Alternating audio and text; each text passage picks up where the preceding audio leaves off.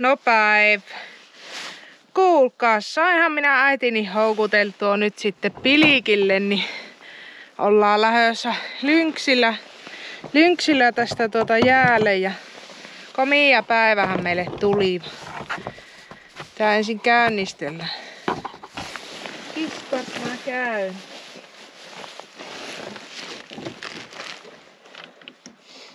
Kokeillaanpa. Lähtisikö se parilla primerilla vaan, kun nyt on ollut aika lausta.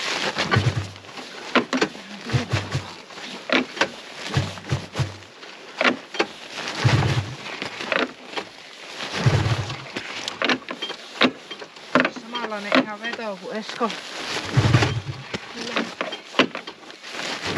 Vähän on tästä välistä. Vähän innoa.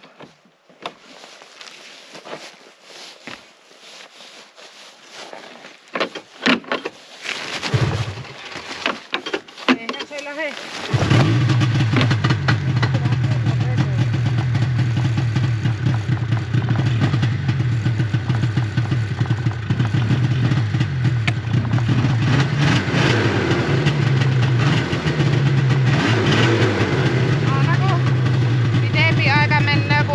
Niin ei heti välttämättä lähevä. Kyllähän se sitten lähtee aina lopulta. Ja sitten napakka vetoa saavi olla, että ei ole itellä aina niin napakka vetoa välttämättä kuin Eskollahi. Käyntiin kuitenkin saatiin ja jospa päästään poiskin sitten tuolta järveltä, niin minä nappaan tuo äitin tuosta kyytiin ja siinä on äiti. Niin sitten lähdetään nyt porukalla. Jepsistä Jepuliseen. Tultiin tähän kynsikin ettei varsin kokeilemaan. Tässä saareessa on semmoista syväännettä. Jonkun ahvenen tästä joskus tullut saattua Pilikillä. Ja aina vaihtelu. Minä vähän huokkaan, kun minä äitille tekkiin tuossa reijä ja se alkaa tulla Pilikkiin. Niin oli ihan mahdottomasti jäätä, niin vähän huilla. Minäpä voisin tässä huilatessa näyttää äiti Pilikki sillä jasulla. Se on ollut aika varma, niin minä tässä tein muokkauksia tähän varustukseen. Ajattelin pitkällä tapsilla, joku 10 senttiä on tuo tapsi, niin kokeilla tämmöstä pystypilikkiä värikästä, jos on tuo värikäs mätikoukku. Ja taianpa laittaa sen eka, kun on niin kirkas päiväkin, mutta sitten on tällä en ole hetkeä edes pilikki, niin Mautilus pystypilikki. Ja siihen laitoin ihan vain koukun pitempään tapsiin. Aurinkolasit täällä kyllä tarpiko. On niin kauan kirkasta. Mutta tuo mikä äitillä on, niin se on se jasu, mikä oli viime videolla sillä siskon puolella. Se on kyllä ollut hyvä. Luottopivoihin löytyi päähän. No minäpä kairaan reijän, niin ruvetaan kahtoon. Olisiko ahventa?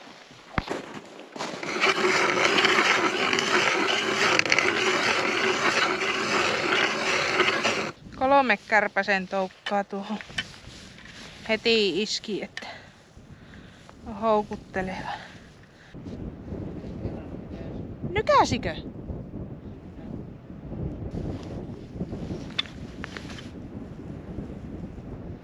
Kyllä tässä sitten jotain liikehinttejä on. Liekö särki ollut vai?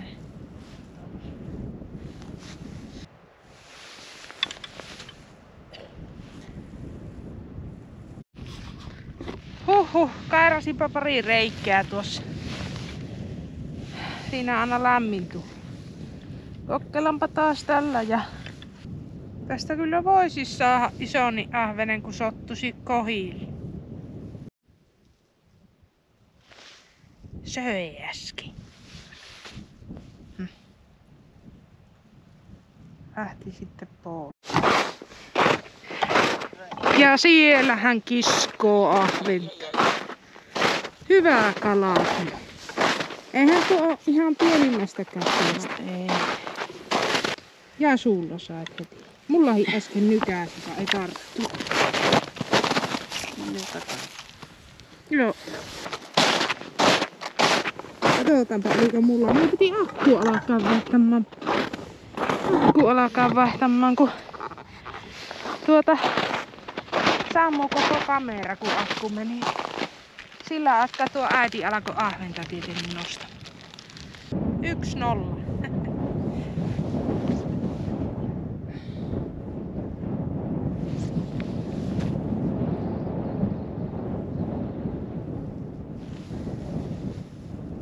Tuo on muuten oikeasti aika hyvä pilikki tuo. Jasun papukai. Hei, nyt oli melkein. Melkein oli kiinni. No. Onko ne niin pieniä vaan arkoja vai käsin? Käypi nyhtämässä ja sitten lähtee pois.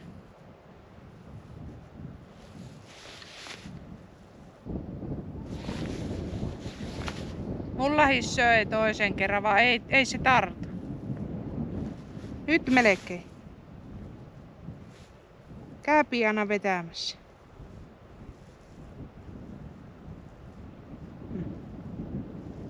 Mikä särki lie?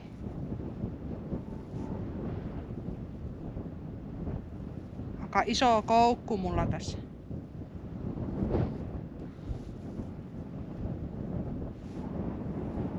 Tässä ei kyllä ollut paljon vettä. Ei juuri.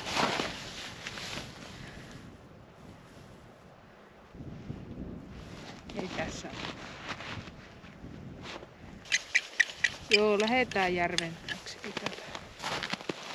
Ei täällä oikein ole. Heittää järven taakse. Päin. Sieltä yleensä on avannut paremmin. Päräytettipä tänne järven taakse ja ajon nyt ihan kakkosella, kun usein ajaa ykkösellä, kun köröttelen. Pistin lynksis ja isomman vaiheen silmät tästä perille. Mä äitille tein tähän heti yhden reijän.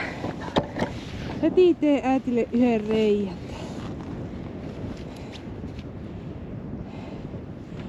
Minä oon sanonut, että täältä järven takkasta paremmin saapi kehunut, niin ei sitä tietenkään sitten saa mitään.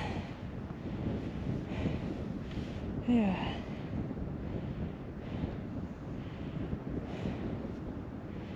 Ja eihän se aina oo syönnillä. Mä voin sitä omaa reikää jatkaa.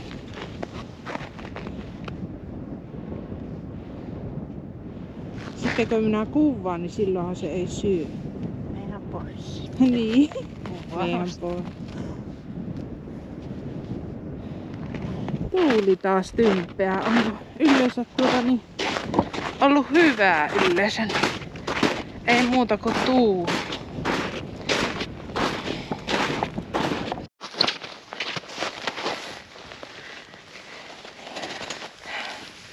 Ui. Olipa taas homma 2 kairata. Kokeillaan ekaa tälle värikkäällä. Kyllä se äitiä ajatellen olisi hyvä tuo moottorikaira ja sillä lailla minnoihin ajatellen, että kun jos haluaa pilikkiä, niin saisi itse tuon reijän. Nää jo musta tekee vähän niinku kaksinkin. No. Minä sitä reenaa pitetään. Eikä kuulu mitään. Onpa kumma.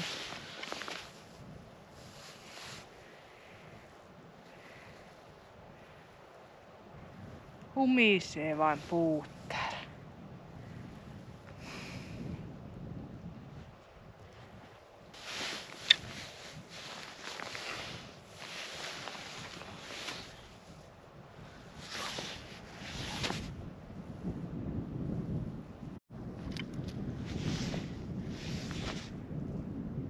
Söikö se äsken? Vai kuvittelinko? Vähän niinku ois tokassa.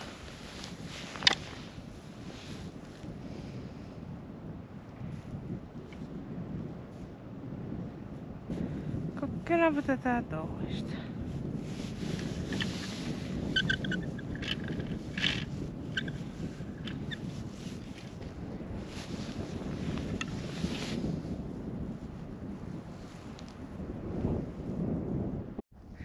Kävin taas ajaa kelekalla ja äitin vein tonne kauemmasta.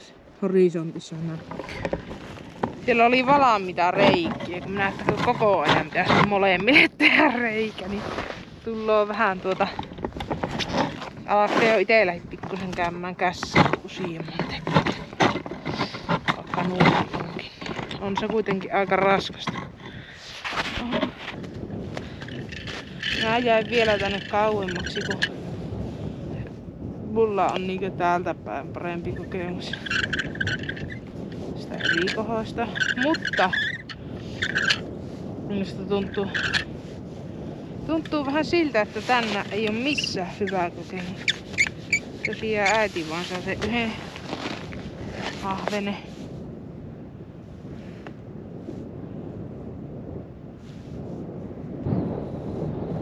Pikkusen kyllä semmonen ei oo hyvää tänään ollut tämä homma.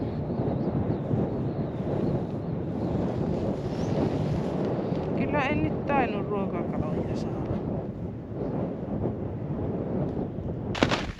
Niin eikö sinä saanut mitään sieltä? Ei. Onpa nyt kyllä varmasti huono syönti. Saatko sinäkin? En. Joo, Ei täällä jaksa olla. Rapasukka. Kumma homma. Harmi kun sattuu nyt kun sinä oot, niin ei syönyt oikein.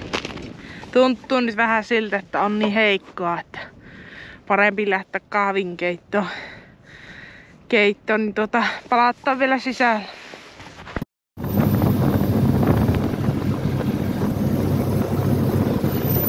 Peräveos.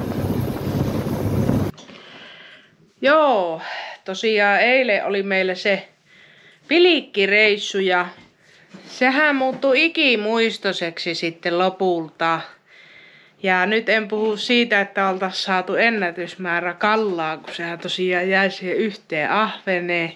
Sitten kun oltiin pois lähdössä, niin ei millään kelekka lähtenyt käyntiin. Niin me tehtiin ihan mitä vaan sapi sanoa. Tähän mennessä aina on lähtenyt tuo kyllä lopulta, kun tietyt kikkailut tekee. Kun sillä oli vasta ajettu. Me oltiin justiin tuolla järven takana pitkä matka ajettu ja siinä vähän oli sitä. No minähän siirsin se äitini sitten sinne eri kohti pilikkimään. Ja eihän siinä nyt älyttömän kauan, vaan vissiin sen verran, että oli vähän se kone sitten kuitenkin jäähtynyt, niin mennyt, niin sitten minä tein niin kuin silleen, tää voi olla monella tietenkin sanomista, onko oikein tehty, mutta tuon kelekan kohdalla se aina on tähän mennessä ollut niin, että kokeilla ensin ilman primeria, jos on vasta ajettu. No eihän se sanonut mitään. No sitten laitettiin sitä primeria ja ei sano mitään ja kokeilinkohan minä imut ja kaikki ja vaikka mitä ja sitten me lopulta, että no olisiko mennyt liikaa sitä bensaa sinne, seosbensaa, niin sitten tehtiin justi se, että kokeiltiin kaasua vaikka miten, että samalla kun minä nyin käyntiin, että lähti siis sieltä ne ylimääräiset polttoaineet, vaan ei mitään. Siis kyllä se niinku pyörähteli, mutta ei mitään. Ja no, mulla sitten ihan tosissaan niin alkoi voimat loppua ja minä jostain ajattelin, että onko minä niin paljon jo kairannut, että minä voin jaksa kiskoa sitä. Mutta ei kyllä minä niinku pitkän aikaa nyvin sitä ihan reilusti. No sitten me lopulta tehtiin sillä lailla, että minä soitin tähän tuohon naapuriin ja tosiaan sitten hän tuli meidät sitten noutamaan, että Kiitos siitä vielä. Kiitos siitä vielä toki hänelle. Että eihän sieltä muuten olisi kuin kävelypelille, jos ei olta siis sitä saatu käyntiin. Se oli kyllä vähän mystistä ja totta puhuen nyt en ole joutanut sitä niinku tutkimaan. Ja sitten saapipa olla niin, että kun Eskokin tulee, niin hänkin tutkii paremmin. Että mietittiin, että olisiko tullut pakastunut, mutta arvatkaapa oliko sitten, kun ainahan se pitäisi tulupaa avaa, niin olla mukana.